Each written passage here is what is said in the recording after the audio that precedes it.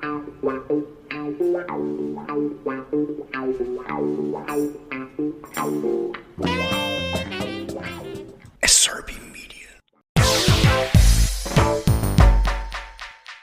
Welcome to Maverick Tales. Sit back and listen to the stories told by our friends that we've enjoyed their company on podcasts throughout the last few years. Enjoy. Semi-final, I definitely would have been left out. Nobby came into the team and Nobby got injured. And definitely I wouldn't have played in the semi-final if Nobby had been fit. Or the final, for that matter. And funny enough, in the final, I had no nerves at all because I thought, I'm looking to be playing in this match because I knew if Nobby was fit, I was going to play. So I'm just going to go out and play. And I was okay. I played well in the final. But apart from the Charity Shield, that was my last match for Manchester. But I knew I had to go.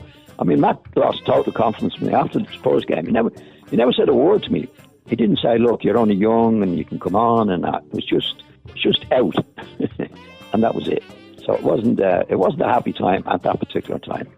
Now, you did have some happy summers with Nobby because Nobby is your brother-in-law. He married your sister, didn't he? So, yes.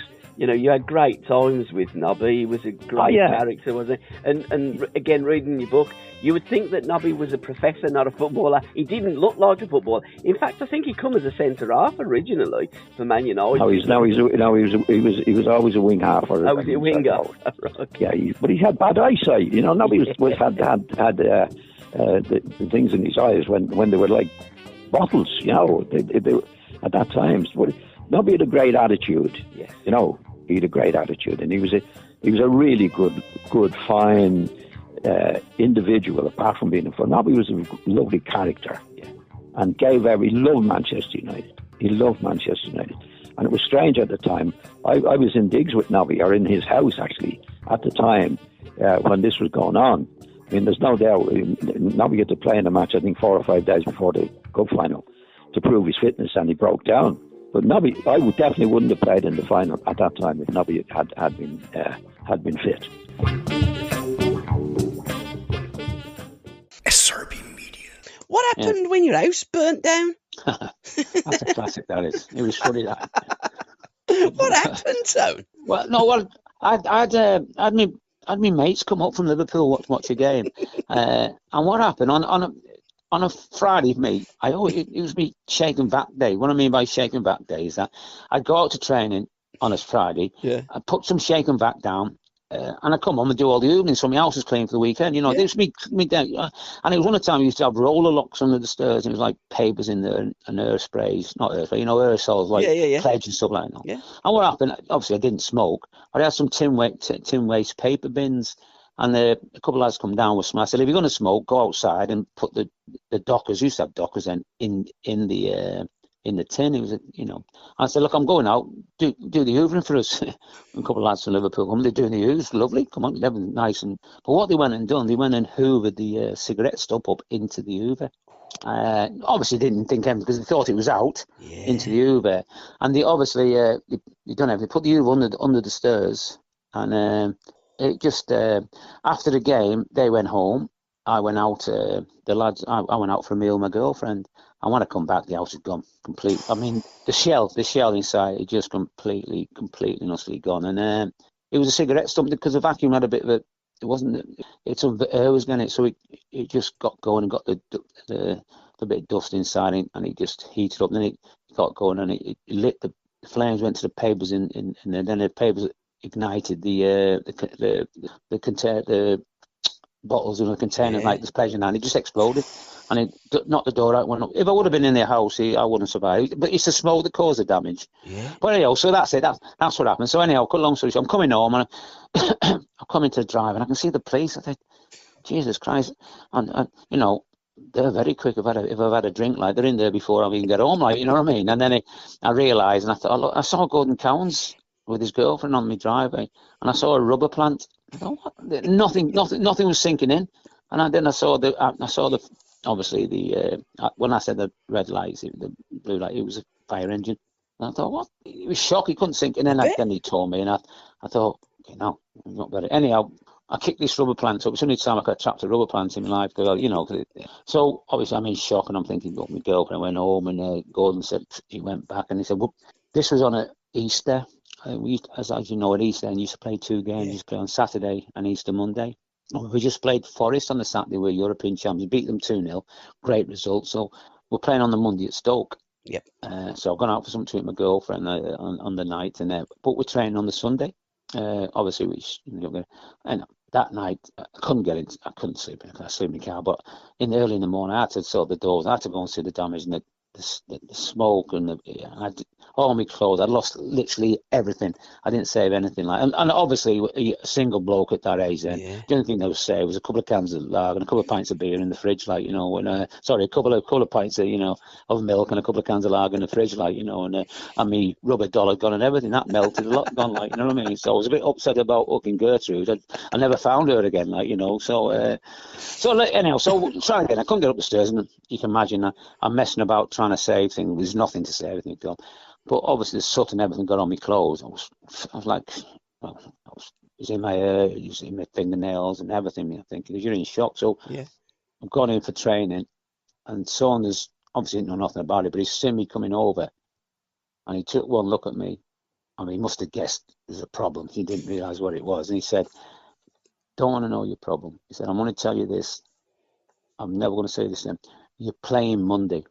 You're training today and you're playing Monday." Now, he's never told me everything before that I was in the side before. I said, "Look, boss," he said, "I've lost everything. I had a fire at my house." He said, "We don't pay for that, son. We pay to play football. It's your problem sorted out on next week. Go in the hostel tonight, youth hostel down there." And Matt said, you're the first on my team sheet for, and that's what he said to us. He said, "We don't pay for that. We pay to play football, mate, and you had to go and play." And I'm glad he did do it that way, because he could have said, "Well, just forget it," you know what I mean? But he didn't. And the funny thing about it was, I had no clothes. All my clothes had gone. And I remember my girlfriend's father at the time. He was big waist at the time. He used to have the flare trousers and stuff like that. Probably the same you got what you're at the moment, mate. You know what I mean? So nothing changes. So I've had to borrow some trousers off him. We were a bit short. I had some oxblood shoes on. I still having light grey socks. I've had to go to a jumble sale on the Monday to try and get on the Sunday, try and get some clothes. And I've got these, and the waist's too big, my trousers. So I've had to borrow some braces. I've got a shirt that's ridiculous. I've got a big kipper tie and a check coat. I look like Charlie Caroni. I really did. And I just thought, this is ridiculous. This is. So I've got on the bus, and all the lads are just taking the piss out. There's no sympathy in that. They're just taking the piss, you're not sitting with us, blah blah. And it was a time that you used to go on the pitch, and you'd always check your own little patch out. You'd always put your foot down for divots, because the pitch is not like they were now. You're coming Easter time. The pitch is going to be a bit rough, so you're checking your. And I can still remember to this day when I was my hands were in the pockets because the trousers were too big, and the brace was on. I was trying to pat me thing, and my braces kept flying off. And I thought, fucking don't believe this. I don't believe this. I look like a clown, me hanging down me bleeding legs and everything. And they've got no sympathy, anything at all, you know what I mean? And but that was it. You just had to get on with it, But I just thought we went away to Stoke, and I think I made the goal. I think Alan Evans scored, and I made the goal. So I've got to be honest with you. That game, I was on fire, mate. No, we got back on the bus, and the lads just took the piss, you know what I mean? Took the mickey. I shouldn't say took the mickey. And they were saying, we don't smoke. You got a light? And I think, just shut up with you, because there's no sympathy, it was an experience, I lost everything, and that was it, You get on with it, don't you? Then from losing everything, I got the best prize I could do. So 3 or 4 months later, But it was an experience. So where did you live then, Tony? If you had the I lived in Streatley. I lived in Streatley, but I had to go. The club had a hostel on the Chester Road. Right. Okay. And I had to go there until my house got sorted out. So I had to go back into the hostel. And I can still remember one time in the hostel, Brian McClure and all them lads were all been great players. I was there one day, and all of a sudden it started to hit me about this. And my house is blah blah blah. And they had a cat in the hostel, and it was on the phone, and there was no mobile phones, I remember, and the phone was on the wall. And the phone went, and Jim, I think it was Jim Williams, he was there, turned the phone So I got into the hall and I don't know, somebody from back home phoned up and I was on there for about 5 minutes. And when I come back, because all lads used to eat together in this big table, when I come back, the bleeding scabby cat was eating me dinner, wasn't it? And nobody was saying anything to it, like, and I thought, it just dumb me down. I thought I was going to strangle the cat, like, you know what I mean? So I thought, that puts it all in. Yeah, I've lost my house, lost everything else, and even the cat's now eating me bleeding dinner, like, you know what I mean? And SRBMedia. And you were that good in the air, the Burnley fans nicknamed you the Kestrel, didn't they? Yes, well, I only found that out afterwards, after I'd left. It was strange. You find out these things. I didn't know that's what they call me. But yeah, that's a nice little accolade. And it was my pride and joy, really, because I used to enjoy playing against centre halves who were about 6'6". Yep. Because I could always get up there first, and I found that if you was the first to challenge for the ball, if they jumped up after you, they almost lifted you up and kept you up there. So it was a happy time for me, and I just loved playing alongside Frank Casper. And it was 60,000. It was a Burnley club record in 1971, in the March of 1971. Now, what was your experience and your memories of meeting Bob Lord and talking through the transfer and what your wages were going to be? Because I remember watching a DVD many years ago and you was telling this story and I was rolling about laughing.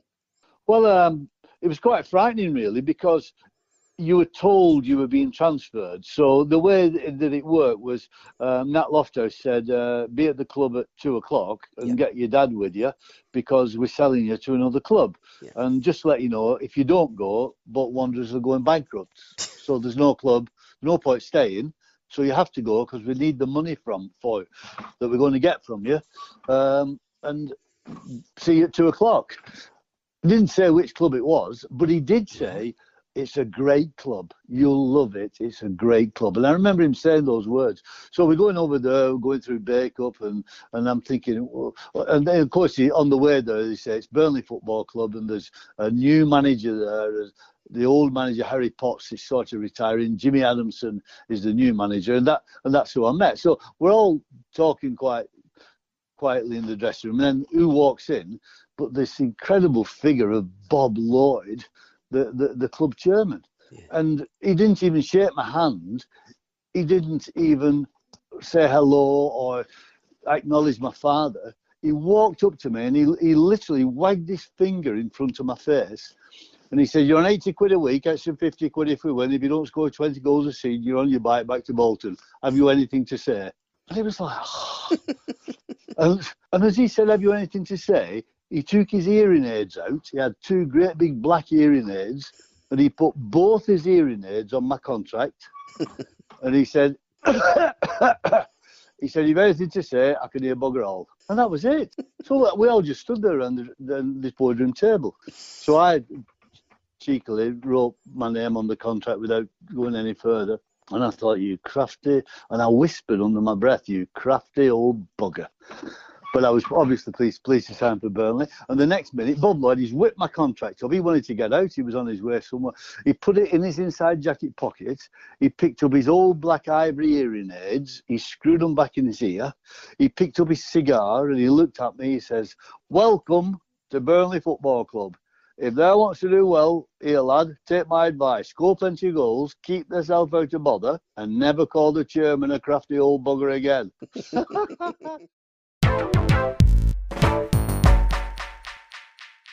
SRBMedia. Well, first schoolboy error there, a little bit like Colo Torre when he passed the ball across his goal line. Yeah. You were saying Browne would have given me the marching orders there for that big If fella. you'd have been interviewing Clough now, you'd have been on your way.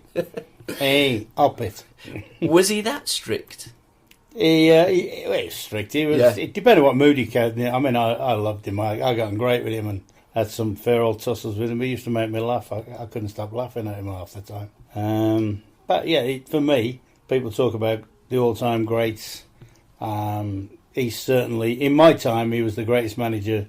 I think it's the greatest British manager I competed against anyway. How difficult was he? Because you had quite a few, I wouldn't say set twos, but you must have had 1 or 2 shenanigans with Cloughy. Not really, no. I tell you what, when I was at West Brom, I got on great with him. Yeah. Then when I went to Manchester United, apart from business, he totally blanked me. Wouldn't come and have a drink afterwards. But that wasn't just me; that was everybody. Mm-hmm. It was something he had this thing against the big clubs: Manchester United, Liverpool, Arsenal. You know, he had this, if you like, a siege mentality. When I left United, 2 weeks after I left United, I bumped into him at the City Ground, Nottingham. I was doing a game for television, and the first thing he said to me was, "Hey, come on, let's go and have a drink." And one of my mates said, "Well, what about the previous 6 years?" I said, "Well, that's Clough." You know, it wasn't me. It was the very fact that it was Manchester United. He had this, if you like, siege mentality against. And he seemed to have that with Leeds United and any big type of club. Let's talk briefly before we go back to the dairy on Goodison. When you were at Albion, you had, I remember you telling me a while ago, a situation with Clough and the dugouts. Oh, yeah. Browne had his special dugout, didn't he? Well, yeah, it rebounded on me years later, but what it was, when you used to play at the City Ground, the visiting dugout, the tunnel was right down the end, right down in one corner where the teams came out. The visitors' dugout was to the left of that. Browne used to have his own dugout right on the halfway line. Yeah. Subsequently, you might as well have been sat on a boat in the Trent watching the match. You know, you're that far away. And I remember commenting one day after we'd played them there about it, and it was Peter Taylor actually burst out laughing. He said, "Well, you know what that's for, don't you?" A bit later on in the season, we played them back at the Hawthorns, and the Hawthorns, then the main stand was being rebuilt. So, and only by the time we played them, only one half of the ground had been built, one half of the stand, and that included the home team dugout. So what they did on the other side of the tunnel where the teams came out, they put a temporary dugout for the visitors. There, the match I went in, and I said to the ground, "See that dugout? Take it and put it right in that far corner amongst all those JCBs and diggers and all sorts." And it was bucketing down with rain. And, you know, fortunately we beat them 2-1 as well. But as I'm all stood in the dry in decent suit and overcoat, and they come tramping up through tyre tracks and all sorts, and I just nodded and went, "It's all right down there, isn't it?" Then I cleared off. Funnily enough, years later when I did that, when I went to Forest, I actually, because I'd only ever been to Forest as a visitor, when I walked along, the first day I went there with the Arsenal match, when I was manager, when on my first home debut, I was walking along that front there and I saw a dugout, and remembering that they'd only had one dugout, jumped in there. Well, I jumped into the Arsenal dugout, hadn't I? But they'd been forced to put two dugouts on the halfway line as a sort of concession to the Premiership rules. So it rebounded on me a little bit there, but caused a few laughs anyway.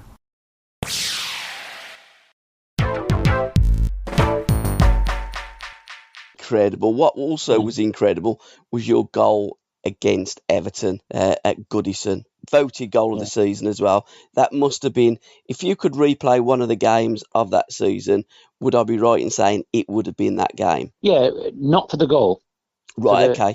For the performance of the lads in Everton, because Everton was always a hard place to go to. Little ground, passionate supporters on top of you, a great stadium to play in because you can sense the atmosphere. It's like a coliseum. You go in there and the stands are up there, and and they're on, and they buzz Everton. The first 20 minutes they come at you, it's just the crowd demand that, and it was just the overall performance. We were superb. There's only one performance we put in better than that one. That was when we beat Liverpool at home.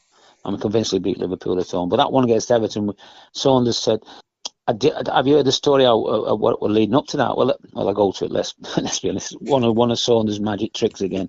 On the Friday, Saunders always do set pieces and free kicks, for and against, mainly against. So what he used to do, he used to have sort of people who weren't playing, squad players in the wall, so the first team lads would practice the free kicks. Yeah. And he'd always give a bib to the lads who weren't playing. So he's come up to me and he said, "Yeah." I said, "Well, what do you want me to do with that?" He said, "You weren't it, you're in the wall." I didn't take the piss any. So "You're in the wall." And the lads are looking at me saying, What's happening? He's in the wall. And what's going on, blah, blah, blah. And obviously they were taking the free kicks. I've got no interest then of trying to stop a ball. Ball's coming to, I'll just let it go. Because I thought, I couldn't get around my head. I'd probably been, I've been consistent all that season. I missed a game and I've done well. And then we're walking off. He said, "You're not playing tomorrow, Anthony." I'm shocked. Like, why? He said, "Well, I know you like such a hard game tomorrow at Everton. Like, we need 11 proper pros. Like, they're going to be on it." He said, "I know what you're going to be like. You're going to be back home with all your friends and your family. There, you're going to be showing off. You'll be doing your little flicks and doing this and that. We can't have that. We need 11 pros. We've got to get a result tomorrow. They're going to be at us and blah blah blah. So I think it's better if you just sit on the bench and we'll get some." I'm gutted. I'm thinking. And he just walked away. So you're not playing, simple as that. For that reason, because I'll be too flash. I'll be trying to do things, and honestly, and don't forget, it wasn't the time then. You didn't have mobile phones like that. So I was phoning home to people. I said, "Look, I'll get your tickets, but I'm not playing." So why? So I told them, and I was absolutely gutted. Everton's my team. I had loads of family and friends there, and I wanted to play in front of them at Goodison and all that. It was only natural. Anyhow, so we're gone through. I didn't sleep that night. I'm well pissed off. We've gone up to Liverpool and having a meal, and had a meal, and still hasn't named anything. And we've gone to Goodison Park, and I'm dejected. I'm at the back of the bus. My head's gone. I'm thinking, I can't believe this. The lads know that I'm a bit peed off with the situation, so they're staying away from me. Yeah. So we got in the dressing room. He's coming as usual. Took his gloves off as usual, waxed them down, and he said, "I've had a change of mind." He said, "I think the young lad, I think it was Pat Hurd, I might have been Pat Hurd, I can't remember. I don't know. I think the young lad, Pat, because he just come from Everton, I think the young lad, Pat, might be a bit too much for him going back. I think, Tony, you're back in the side." Well, my head had gone. And all he'd done, once again, a master stroke. He'd wind me up. And I just want to get out there and just show him what a prat he was. And actually, the first 2 or 3 minutes and 5 minutes, I got the ball. Listen, they could have put 20 defenders on me, and then nobody's going to get the ball off me then. And I was going to hit it. And the shot, to be fair, it just, as soon as it hit my foot, of course, I didn't mean to go in that top corner, but I meant to hit the target, you know what I mean? All these people say they aim for the top corner, pros, the liars. You just aim for the target, make sure you hit the target, and you got a chance. But as soon as it left me foot, you knew it was going to be a good save, or it was going to be a good goal. A bit like a golf shot, you can hit the golf, you hit the sweet spot. And he went in, and then my usual, I gave him 2 fingers, you know what I mean, and went mad.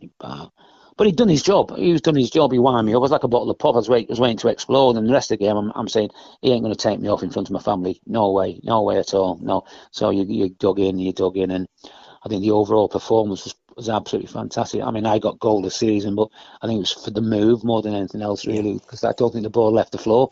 And then he ended up in the top corner, really. So, very grateful for that, Once again, one of Saunders' tricks again. He got the best out of it. He never said nothing to me on the way home. He never said, "Well done, well played." And then he pulled me in his office on Monday morning. He said, "Anthony." So here we go again, Anthony. Fucking the dreaded Anthony's coming on. I've got to say, I thought the best I've seen you play for 1 or 2 games. It wouldn't say for that. He said 1 or 2 games, blah. He said, "But I'm afraid I've got to fine you £100. What are you talking about? He said, "What did you do after you scored a goal?" I said, "I just said I'm going to score another one." He said, No. You're being disrespectful. You put your fingers up to me. All right, go out and train and fine you £100, but well done. I can't believe I got goal this season. I got fined £100 for it. And I realised years later, and I got goal of Europe as well in Berlin. I'd done the same. I got fined £100 for that. And I realised why Sons had that £1 million house in Solihull. It was all the fines he was getting off me, you know what I mean? So SRBMedia.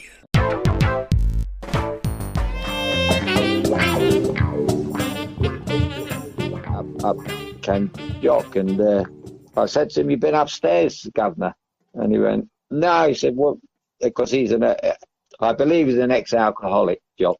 Yeah, I think so. And they didn't drink. I said, "Come upstairs, come on." And so we went back. So I wasn't allowed to go up there twice because we've been told. So we were there, and I knew what was going to happen. I was having a lovely chat with Jock. I was close to heaven when I'd been on a big Boeing right up high in the sky. I mean, standing with Jock, and he reminded me so much of Waddington. It was untrue. It was like I was standing there with a pair of them, and then all of a sudden, I just see this head pop up from the stairs, and he said, "You do realise you've been up here once?" And I looked at Jock, and he looked at me, and he kind of got the message, Really, is that what happened, And I just said, "Terry, no, I just needed a moment with it. It's been that long since I've seen a decent manager. And his face was like, and then Jock looked at me and he went, "I don't think you should have done that." I said, "Well, what do you expect me to do?" So that was just enough. So that was kind of the last time I spoke to him before we got to Melbourne, and the next time was when he sent the message along that we were going home. And now for our patrons, a bit of bonus content. Probably the most controversial FA Cup tie ever. On the 9th of March, 1974, you got drawn at home at St James's Park, Newcastle United versus Nottingham Forest. You take up the story from there. Yeah, it was, I think, quarter-final, Gabby, yeah. So it was a good home tie for us, but I remember it very, very well. There's 60,000 people there. All mad sort of Newcastle fans, and Forest were well supported as well. And then the game got off to a bad start for us. We were 2 down, then we pulled 1 back. And then something came over me in the second half because the referee gave a penalty against one of our players. He said he'd obstructed McKenzie. Do you remember Duncan McKenzie? Great player. And then, so he's given a penalty. And I've argued that it wasn't, it was just, Duncan McKenzie was playing for it. And I said, that's never a penalty. And he said, I'm giving a penalty. I said, if you give a penalty, you cause a riot. He said, right, I'm sending you off. I'm sending you off now. I'm not going to go off. I said, like I said, if you send me off, there'll be a riot here. But I eventually went off. And Nottingham Forest scored the penalty. And sure as anything, the crowd ran on and it got abandoned for a while. So that's my claim to fame on that one, really, getting sent off in front of 60,000. And then at 3-1, they scored the penalty 3-1. Then unbelievably, Newcastle, without myself, 10 men, pulled it back, and Bob Moncur knocked a late winner in to make it 4-3. So, big memories, really. I shouldn't have probably pushed the referee as much as I was doing, telling him it wasn't a penalty. But, it was one of them days. A reminder, you can catch all our podcasts on Apple, Spotify, Amazon, and all major podcast platforms.